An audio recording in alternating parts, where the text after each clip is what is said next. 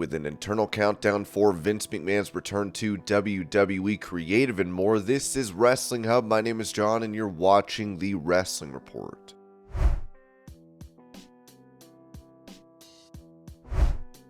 Recalling a story from his days in WWE, Justin Credible said on the Cheap Heat Productions podcast, "I took a girl that Lex Luger was courting. I kinda snuck in and took her. Young babyface at the time, so I don't know how I did that. The next day, Taker and Yokozuna, God rest his soul, I loved Rodney, were sitting at the bar and they had a huge serving tray of Jack Daniels. There had to be 40 shots in there, and Undertaker made me sit there and drink all of them with him. I've had a couple of instances, but it was always done in fun, and it usually was Mark telling you kinda pissed the locker room off. We like you. Dial it back so you don't get into any more trouble. Don't become a dick." That's what that was.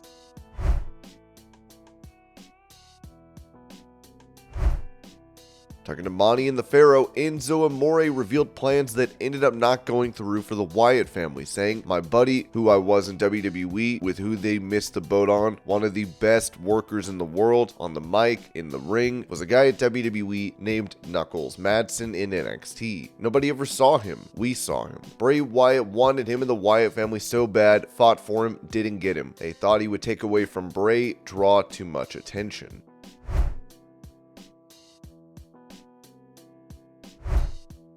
Talk about thinking he has autism, former IWGP heavyweight champion Will Ospreay said on these sessions that "I got diagnosed with ADHD in 2019 because I felt like there was something wrong with me. I was dyslexic after I finished school. The only things I passed was drama and PE, English, math, science, all the things that you need to get to college. I failed that. I just had to go to work. I wanted to try to get to college and then I went through something. I feel like the term used was learning syndrome. I can't remember what it was, but they said it was a form of dyslexia.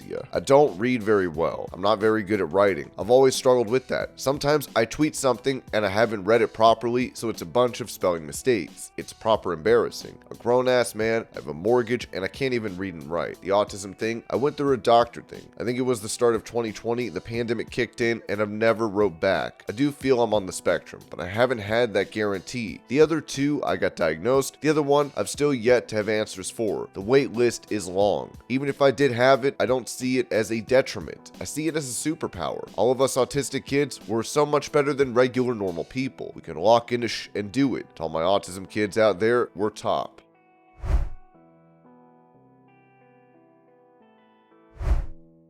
In a video posted on Instagram, Darby Allin can be seen attempting to land a trick on a skateboard from a ladder.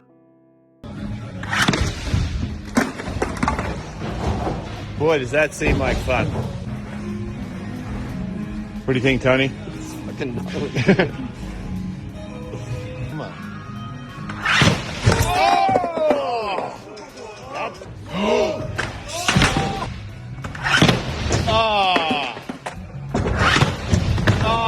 You got that shit.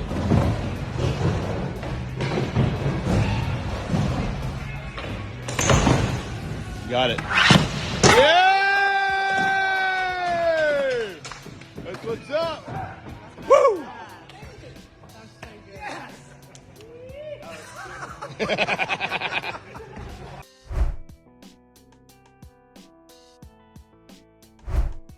Speaking about the advice that CM Punk gave her in AEW, TBS champion Jade Cargill told Bootleg Kevin, "Just stand on what you believe. Don't be a pushover." I admired that because coming into the business and being new, a lot of people, it's like you almost have to shape yourself a little bit. I know who I am. I've lived several lives. I've lived real life. Just because I didn't want to do this all my life or because I didn't put in the time, I refuse to let anybody look at me as less than, and I refuse to let anybody treat me any different. Outside of these lines, I'm a human being, and you're not going to treat me like anything else. I'm not saying that anyone treated me any type of way. You hear about people treating others different, especially in the indies. I'm not familiar with the indies at all, but I'm not going to be walked over. I'm Jade Cargill, and outside of these lines, I'm Jade Cargill. I'm not going to be treated as anything less. The fact that he told me to stand on what I believe and don't be a pushover, that stuck with me. He's a great guy. I wasn't there. I'd already left the stadium. Right after my match, I left. I heard about it just like the rest of the world at the same time, it was pretty shocking. For my opinion, Punk is a great guy. He's been nothing but nice to the women's locker room. He talks to me, tells me his experiences. At Comic-Con, we got really close because he was my tag mate in the interviews, and I learned so much from him, and so much knowledge in the industry. He's been in 2 different companies, and he can do whatever the hell he wants to do. He doesn't need it. He does it because he loves it. That speaks to me. I don't need it. I do it because I love it.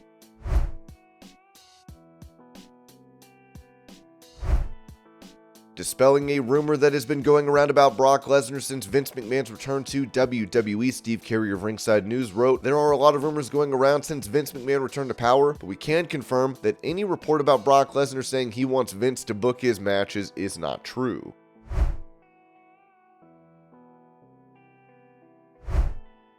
Touching on the recent departure of former WWE co-CEO Stephanie McMahon from the company, Matt Hardy said on his Extreme Life podcast, "I mean, I like Stephanie. I always got along good with her, especially the last round when I was there. And I felt like Stephanie was a lot more like Vince than Shane was ever like Vince as far as her business drive. And she knew she had to show authority, kind of put her foot down, slap down on power card, whatever. But she was also compassionate. And I felt like she cared more about the human beings that were there sacrificing so much for her and her family that run the joint, So I felt like she was a little more caring about human beings and their life outside of pro wrestling."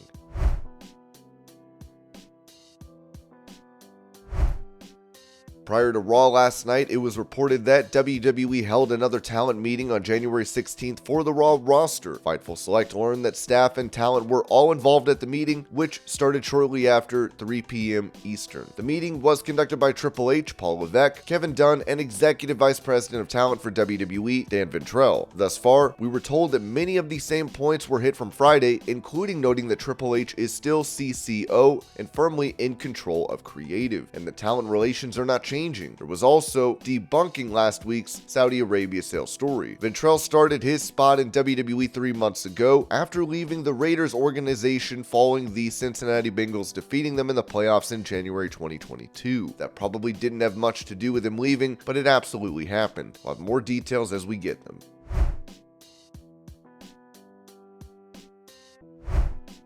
Talking about the issues that surrounded the Young Bucks and CM Punk following their interaction at the All Out event last year, it was said by Brian Alvarez on Wrestling Observer Radio, "You can make up any story you want if you want something to talk about on the internet on a holiday, but CM Punk is not meeting with the Young Bucks and that's not happening. You can make up that story if you want to, but it didn't happen."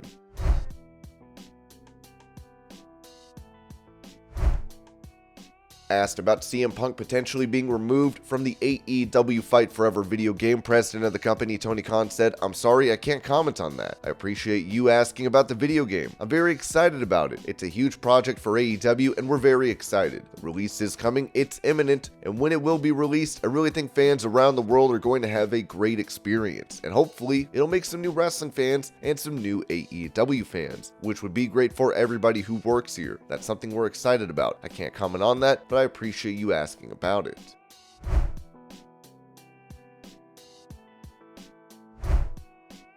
Taking to TikTok, Amari Miller posted a video that revealed she attempted to take her life last week, as she wrote this message of encouragement to others dealing with similar situations. "Everything isn't what it seems. Mental health is hard. We should all speak out even though I know it's hard. You are loved. Fight through with me, please. I show this not for sympathy, but to relate and know that you are not alone. And I'm here for anyone that needs an ear to listen."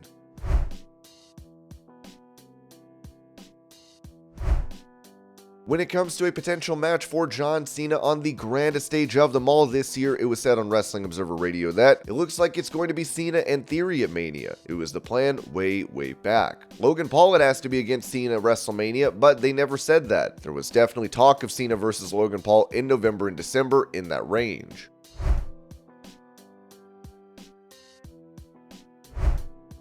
With Randy Orton out of action dealing with a back injury, Dave Meltzer noted this in regards to the tag titles being unified, saying on Wrestling Observer Radio, the tag titles were not going to be unified, and then that's when Randy Orton's career almost ended.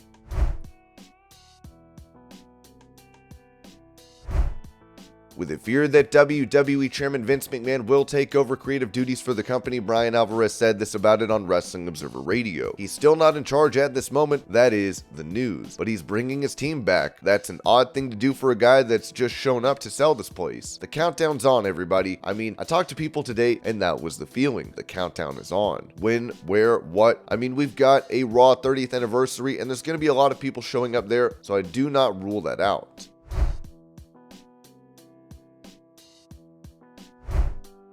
Given all the talk of a potential sale for WWE since Vince McMahon's return, WrestleNomics found something interesting in the latest amendment to the company's bylaws, where it seems McMahon has left out his family when it comes to inheriting WWE shares, removing the requirement that shareholders, i.e. Vince, approve of any TV deal or company transaction may also prevent anyone who in the near future might inherit his shares from also inheriting that approval power. Vince's nearest family members, Linda, Stephanie, or Shane, would retain his enhanced voting rights due to being McMahon family members if they came into possession of his shares. However, we don't know whether any will or succession plan is in place regarding Vince's shares should he pass away or become incapacitated. It should be emphasized so the preceding paragraph isn't misconstrued. The filings do not mention other McMahon family members or explore the possibility of others inheriting Vince's shares. This is merely WrestleNomics' analysis of the situation, and it's possible such a consideration actually played no part in motivating the actions recorded in this morning's filings.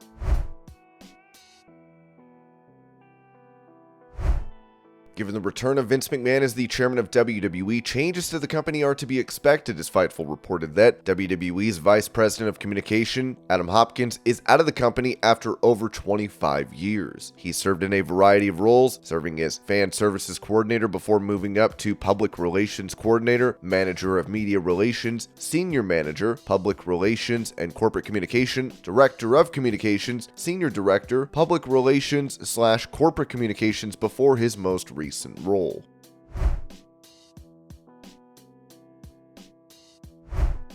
According to Sportico, Vince McMahon is being sued to prevent him from pursuing a sale for WWE, with it said that Detroit's police and fire retirement system sued WWE executive chairman Vince McMahon last Thursday, seeking a declaration that would effectively block the 77-year-old billionaire from regaining control of WWE's board of directors and prevent him from expediting a sale. The retirement system requests that its complaint, which was filed in Delaware's Court of Chancery, be recognized as a class action on behalf of other WWE stockholders. The complaint could slow a potential sale of WWE, which has an enterprise value of $8.6 billion, according to Sportico's estimates. And this was your pro wrestling news update. I hope you're all having a great day. Thank you so much for watching, and I'll see y'all later.